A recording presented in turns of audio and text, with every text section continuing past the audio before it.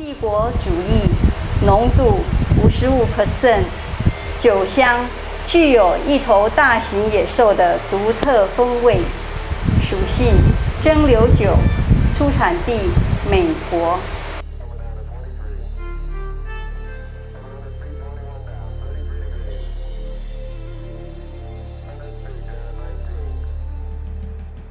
With a name like that, blonde hair, cornflower blue eyes, and the figure she'd had 2 years earlier, I was younger than she was emotionally. She stayed with me for 2 years, right, and it was Saturday, so I asked politely how to find her. Her eyes were glistening when she smiled and turned to leave. The rain came, and not a beer too soon, I made my way up the hill to the restaurant and Eon. She was breathing out grey smoke, her relentless fire. Up no one could ever choke, the darling dragon of desire, throwing her erotic dart, the craft of her seductive art, at the heart of the round board, embellished with numberless numbers, not one word. A few sips of fire, and I found myself belching out ashen mist, staring at the darling dart right into my heart, a pallid plank embroidered with ciphers. I have seen old ladies leaving walkers and strollers behind, miraculously repairing arthritic joints and osteoporosis, ignoring the etiquette thought only lost in the younger generation, running for the familiar ding of the elevator. I have seen mothers dragging children in their wake, pulling loose, growing limbs from their adolescent sockets, the cries not slowing down, the overburdened parents tearing for the familiar ding of the elevator. I have seen money, file folders, identification, wallets flying from pockets, falling and spilling, left behind without regard for their future, while their owners are witnessed rushing for the familiar ding of the elevator. They change people, these machines. And it's from some time in the future. And for this, my friend Pastor Philip and we channeled William Burroughs and George Orwell for a relentlessly dystopian view of the future. I can almost see a prism of color in it if I look real hard. "You fucking bitch!" I rage at him in conversational Chinglish for lack of something better to do, but it is useless. He laughs at my impotence as I shake my bald fist at him. He cannot hear me through the plate glass plastic dividing. I feel something being sucked from me through my tuber, so I hit myself a few more times for good measure. Exhausted, I slip to the floor again. He looks at me sardonically, then goes back to smoking a plastic cigarette while huddling in the corner. He's no doubt waiting for some more drugs to be delivered. I, on the other hand, am at the end of my electronic tether, literally. The blue name band starts sending short shocks through my wrists as it sucks out the adrenaline my system has just produced in a fit of rage. It keeps them happy. That's why I did it. It makes me feel like a productive member of society. Oops. Your eyes betray soul's self-swallowing gravity, and there in the darkest of holes, forever smiles. Flesh of the earth, like continents from oceans born, we collide upon each other. The wind sows our dreams, the rivers tell our stories, mountains raise our children, and the prairies remember. Forests hide our love within, the lakes collect our tears, and when the weathered bodies tire, the tide will see us home. And when our weathered bodies tire, the tide will see us home. This next one's untitled. Hey. This next one's untitled. It's about a kid playing a xylophone, so it starts like this. There's a boy playing at his xylophone by an open window in the alleyway. Each note struck gently, just far enough from the notes come prior to undo the trappings of a tune. This is what rain sounds like. Literally correct. In my dream. As is all my stuff. Okay, this is Ode to Blue Van Man. So imagine for a moment, if you can, what lurks in the mind of a blue van man. Not really present, I suppose. Looking like something out of the gargoyle's nose. Adorned with shit-looking gangster tattoos. A face like granite, flush with booze. Jittery, high, but not on prime. He gets his kicks chewing binland. Teeth like a pelican crossing, long since clean. Voice sounding like a threshing machine. Basically a shriveled, nasty Satan spawn. Ready to reach for a weapon if you use your horn. When he nearly turns you into minced meat by refusing to wait for a single beat. And then taking a turn right across your path. And you have to react quick to avoid a bloodbath. And you grab the brakes as hard as you can to avoid being spread around like strawberry jam. It's not even that he's just careless. He was just born with no sense of spatial awareness. And years of abuse have dulled his reactions. Using his mirrors to him is as alien as complex fractions. He may feel I'm being a little harsh, I suppose, so I'll bring this rant to a dignified close. Well, actually, this is no love sonnet, so I'll just be blunt. Die screaming in fire wreckage, you fucking cunt. Thank you. From the heart, from the heart. Yeah. Taiwanese toilet. Okay. Or the lack of. Okay, so this is called Stellar Belly, Splatter Ass, and Taiwanese Toilets. I spent the night drinking like it's going out of fashion. But now I'm paying for it with a passion. The food doesn't help, I'm not used to the diet. My stomach's imitating a football riot. Just as I think the worst of the morning, my ass screams out a 1-minute warning. So I head to the bathroom with all due haste and reach the gents with scant seconds to waste. But nowhere can a real toilet be found. Just a job half done, a hole in the ground. Over which you're supposed to somehow squat and evacuate your arsehole down into the pot.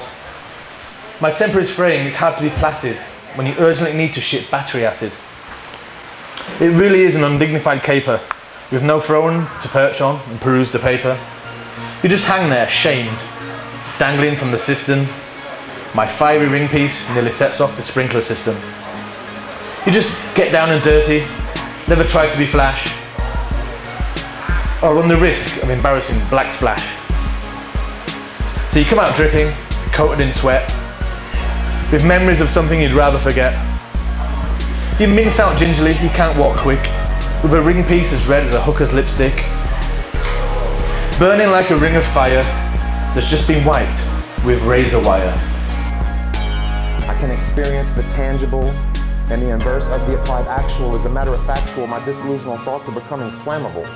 Sensations and feelings of ceilings collapsing around me, so I fly away and become an info in the info superhighway. Yo, I do it my way. I exit your ramp, merge to 2 lanes. I beautify with my butane. It's the way to best digest all the rhetorical hearsay, like those antiquated notions of fireballs and boiling oceans, the inconceivable, just can't fucking believable miscalculations of critical data, spliggity splatter. Any entity considering itself chosen, global erosion is imminent, but with experience and perseverance, I'll riddle and rhyme without relevance. The analysis of my pestilence prediction has a non-fiction-based criteria, and some salmon sushi from the Japanese schoolgirl cafeteria, with plaid skirts and knee socks and no Nikes and Reeboks prove lucrative. My tongue is my gun, I am the fucking phallic fugitive. Charged with moral discrepancy both globally and locally. It's a hyperbole of actuality, I'll fuck them vocally, then drop them into their shallow gene pool, then I'll mop them up. Like the metaphoric custodian up on the podium, preaching gluttony and saturated sodium. Hydrogenated pandemonium, up into my cranium. Lifestyle alternative, big Turk superlative, ideological laxative. And out came a huge man, Born a threat to angels and obtuse angles with peripheral vision that mangles all cynical cycles of profit and progress. Presto. Abracadabra, focus group data into popular pasta and pesto. And digest slow. The food for thought, unedible manifesto with immunity. Amplified destruction that seemed to be reflux suction. That dude Hans gives the best head. Say all the deceivers and the non-believers and the lost souls who eat liver in a bloody river of diuretics. Checks and balances, debits, those critical addicts of acceptance. Who blame genetics for indiscretionary, misappropriated traits hereditary. Sometimes even the rich are born ugly. Sometimes even the rich are born ugly. So, hallowed be my name. And fuck fame for that Father, Son, and Spirit turns out not so holy, solely seeking instant gratification. Fuck you and fuck Nietzsche. Y'all can't reach me in my position. My superficial condition of isolation with those negatives, seductive sedatives and longevities, ate like feta cheese in the falafel of life metaphor. I'm sick, not a pedophile, but a Betty Ford. You better get ready for that right-wing righteous rifle and my vicious cycle of pills, pot, and NyQuil. Genocidal, like Vesuvius, despise each prohibition lies so ludicrous. Do what your box says. It insists that we coexist only theoretically. I coincide and glide to my destiny. What happened to the rest of me and what is best for me is I go off somewhere and die quietly, as not to arouse suspicion of emotional long division, alone but not lonely. In the standing room only, I couldn't keep myself company. Don't run for me, I'm not a monster. I'm just fucking macho. So everybody, y'all follow me. Come swallow me into the uncharted depths of some girl's cavity, and even depravity gets mad at me. Cause you know gravity's my enemy. I stay high, and while you sink, it stinks. Just like or as the smelly simile, or the colostomy bag of a fag in his final stages of HIV positively. Boom.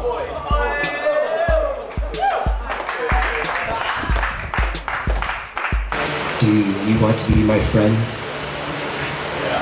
Do you want to be my friend?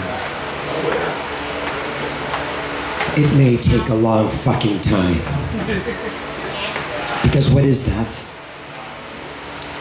Let's try to find out. Upon graduating university, where they saw it fit to award me with degrees and certificates, and a fear of my government, and lots of secondhand books, my journey path brought me to this wonderful island paradise. A new country, a new people, a new culture, rife with friendly people, this paradise that we live on, several of whom I would eventually call friends. Friends. Within a few hours, upon stepping foot on Taiwanese soil, I secured employment in a very Taiwanese bar with a very American name called 9th Street Pub. It had a 30-foot Masonic Statue of Liberty out front that looked down at all of the guests that sauntered through the entrance. My days working in the pub are a bit of a blur, but as a few synapses are now firing up, I can give you those reflections, armed with hindsight and thought. I was the only non-Taiwanese working at this disco pub.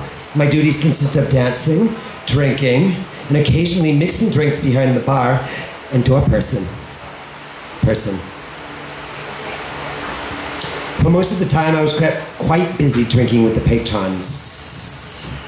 A small but significant parlay happened with a particular patron one evening that, after a considerable amount of consideration, I've realized greatly influenced the way I look at words in my mother tongue. Particularly how the word friend is used. That evening, after a few drinks with a group of businessmen, the loudest of them, with limited English skills, surrounded by satellite sycophants, put his arm around my neck in passive-aggressive fashion and introduced me to all the newcomers at the table as my new friend. Into the use of my new friend. Friends.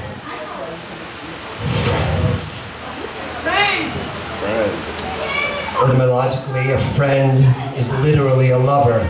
The relationship between the Latin amicus, friend, and amo, I love, is unmistakable, as the correlation between the Greek philos, friend, and filio, I love, as in filial piety. In English, though, we have to go back 1,000 years before we see the verb related to friend. English has its roots in the Germanic. Say it with me. Germanic. Follow the ball. Germanic. I have one ball. The word friend is Old English word for friend. It was simply the present participle of the verb frion, to love. The Germanic root in the word was frei, which means to love or to be affectionate to. We can still see remnants of the verb.